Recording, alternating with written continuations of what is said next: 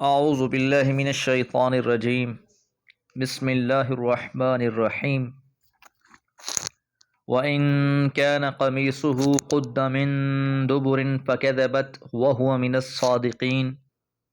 فَلَمَّا رَأَىٰ قَمِيصَهُ قُدَّ مِن دُبُرٍ قَالَ إِنَّهُ مِن كَيْدِكُنَّ إِنَّ كَيْدَكُنَّ عَظِيمٌ يُوسُفُ أَعْرِضْ عَنْ هَٰذَا وَاسْتَغْفِرِي لِذَنبِكِ إِنَّكِ كُنتِ مِنَ الْخَاطِئِينَ۔ سورہ یوسف آیات 27 سے 29۔ پچھلی آیت میں ہم نے یہ بات جانی تھی کہ وَشَاهِدَ شَاهِدٌ مِّنْ أَهْلِهَا، زلیخا کے خاندان میں سے ایک بچے نے یہ گواہی دی کہ اگر اس کی قمیص آگے سے پھٹی ہوئی ہے تو وہ جھوٹوں میں سے ہے اور وہ خاتون سچی ہیں۔ اب آگے فرمایا وَإِن كَانَ، اور اگر ہے قمیصُهُ، اس کی قمیص یعنی یوسف علیہ السلام کی قمیص، قُدَّ پھٹی ہوئی، من دبرن پیچھے سے، فَكَذَبَتْ تو پس جھوٹ کہا اس خاتون نے، وَهُوَ اور وہ یوسف علیہ السلام، من الصادقین سچوں میں سے ہیں۔ تو یہ وہ رائے تھی کہ اگر کرتا آگے سے پھٹا ہوا ہو تو عورت سچی ہے، یوسف علیہ السلام غلط ہیں، اور اگر کرتا پیچھے سے پھٹا ہو تو یوسف علیہ السلام سچے ہیں، عورت جھوٹ بولتی ہے۔ اور یہ نہایت معقول بات تھی۔ اس وجہ سے شوہر کو اس بات پر اطمینان ہو گیا جب اس نے دیکھا کہ یوسف علیہ السلام کا کرتا پیچھے سے پھٹا ہوا ہے۔ اس لیے قرآن نے کہا فلما، پس جب، رآ اس نے دیکھا، قمیصہ اس کی قمیص یعنی حضرت یوسف علیہ السلام کی قمیص کو دیکھا، قد پھٹی ہوئی تھی، من دبرن پیچھے سے، قالا تو کہا، انہو یقیناً وہ، من کیدکن تمہاری چالوں میں سے ہے۔ تو زلیخا کے شوہر نے اس کو ڈانٹ دیا کہ یہ سب تمہارا فریب ہے، اور تمہارا فریب بڑا ہی خطرناک ہوتا ہے۔ اس لیے یہاں پر من کیدکن جمع کی ضمیر مرد کے غصے کی تیزی اور شدت کو ظاہر کرتی ہے۔ گویا اس کے اس فعل نے تنہا اس کو نہیں بلکہ اس کی پوری جنس کو اس کی نگاہوں میں مبغوض بنا دیا۔ ان کیدکن یقیناً تمہاری چالیں، عظیم بہت بڑی ہوتی ہیں، تمہارے فتنے بہت بڑے ہیں۔ اگر یہاں خطاب مفرد سے ہوتا، اگر وہ اپنی بیوی سے کہہ رہا ہوتا تو کہتا ان کیدکی، لیکن جمع کا صیغہ استعمال کیا اور کہا انہو من کیدکن ان کیدکن عظیم، بے شک یہ تمہاری چال ہے اور تمہاری چالیں بہت ہی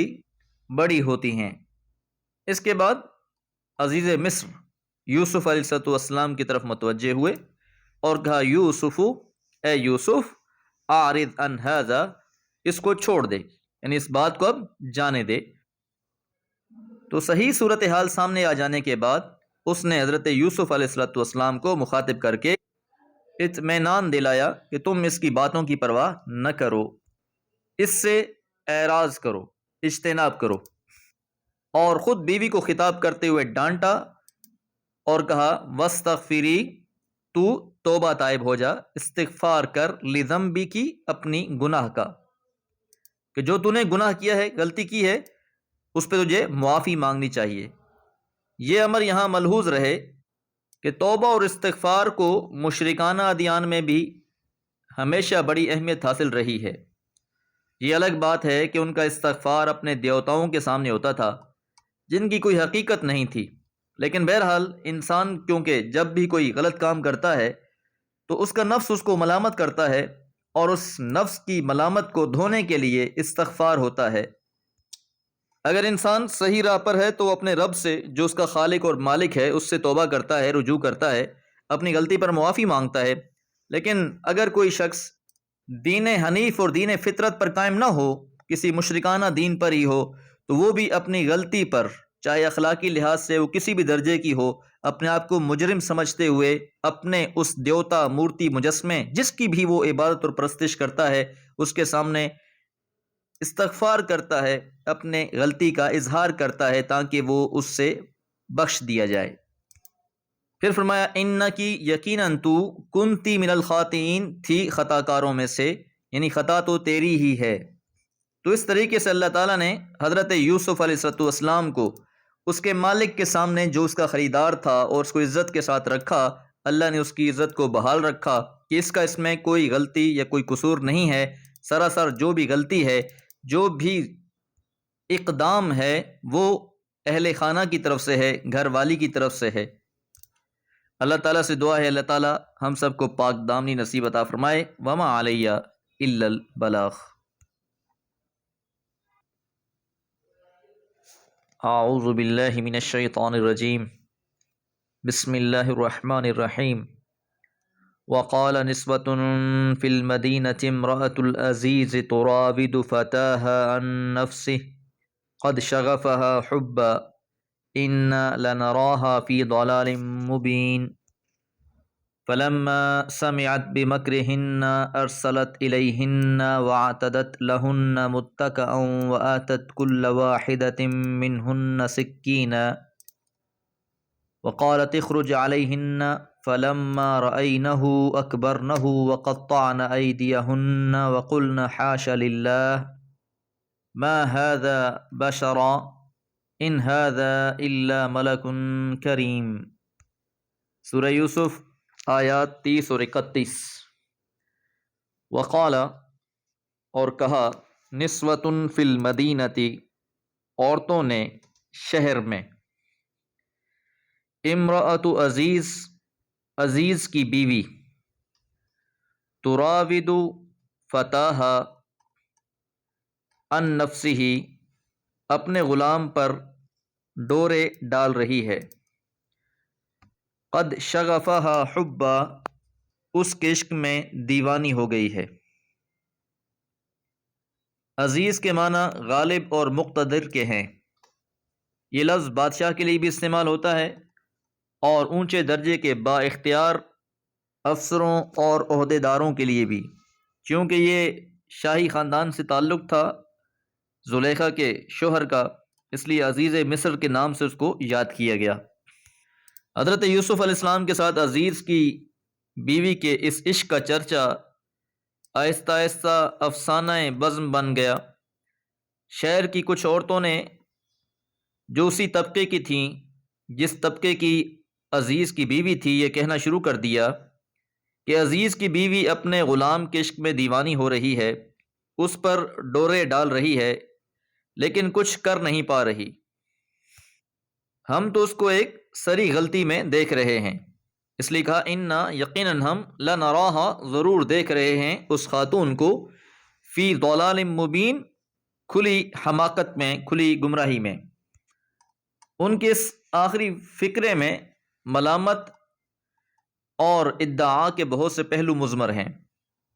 اس کا مطلب یہ ہے کہ اول تو یہی بات بڑی عجیب ہے کہ ایک اعلیٰ عہدیدار کی بیگم ہو کر اپنے غلام کے پیچھے اپنے آپ کو خار کرے، پھر اس سے بھی عجیب تر ماجرا یہ ہے کہ اس کو بھی رام نہ کر سکے۔ یہیں سے اس ملامت کے اندر یہ مضمون بھی پیدا ہو گیا کہ یہ عورت احمق ہے، بدنام بھی ہوئی اور نامراد بھی رہی۔ فلما پس جب سمعت زلیخا نے سنا، بمکرہن ان کی چالوں کو، ارسلت الیہن بھیجا ان کی طرف، یعنی جب عزیز مصر کی بیوی نے سنا کہ شہر کی اور عورتیں تو اس کے بارے میں بڑی باتیں کر رہی ہیں اور ان عورتوں کو اپنی دل ربائیوں اور کار فرمانیوں پہ بڑا ناز بھی ہے، تو زلیخا نے ان کے لیے ایک دعوت بھیجی کہ وہ بھی آ کر خود حضرت یوسف کو دیکھ لیں اور اپنی قدر و قیمت بھی جان لیں۔ وعاتدت اور تیار کیا، لہن ان خواتین کے لیے، متکئن نشست گاہ، وآتت اور دی، کل واحدۃ ہر ایک کو، منہن ان میں سے، سکینن چھری۔ تو چنانچہ اس نے ان کی دعوت کا انتظام کیا، ان کے لیے مصر کی تہذیب کے مطابق گاؤ تکیوں سے نشست گاہ آراستہ کی گئی، پھر وہ آئیں تو پھل وغیرہ ان کے لیے رکھوا دیے گئے اور ان کے ہاتھوں میں چھریاں بھی پکڑا دی گئیں۔ یہ اہتمام کرنے کے بعد اس نے یوسف علیہ السلام سے کہا وقالت اور کہا اخرج نکلو سامنے آؤ علیہن ان عورتوں کے فلما پس جب رأینہ ان خواتین نے دیکھا اسے یعنی حضرت یوسف علیہ الصلوۃ والسلام کو اکبرنہ انہوں نے اسے بڑا جانا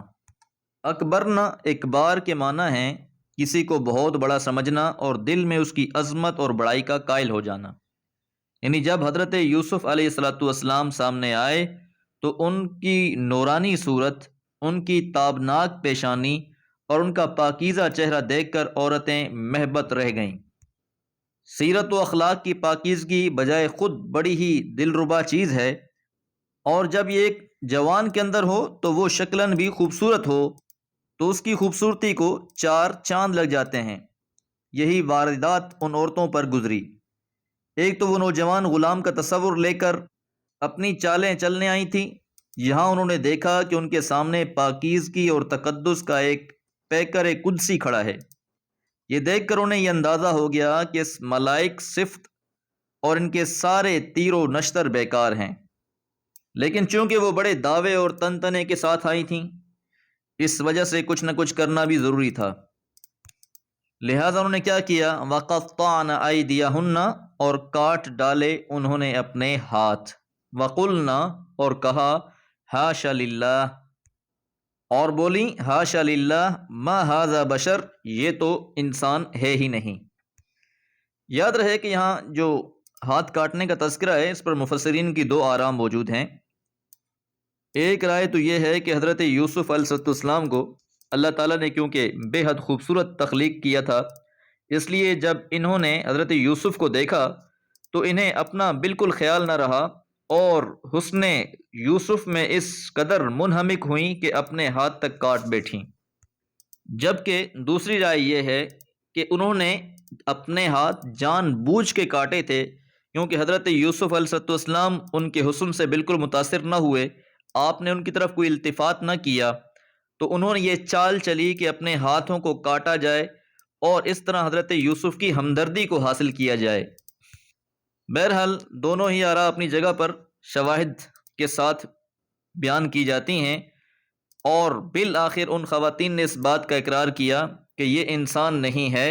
ان ھذا الا ملک کریم نہیں ہے یہ مگر ایک مقدس فرشتہ یہ جو جملہ ہے حاشا للہ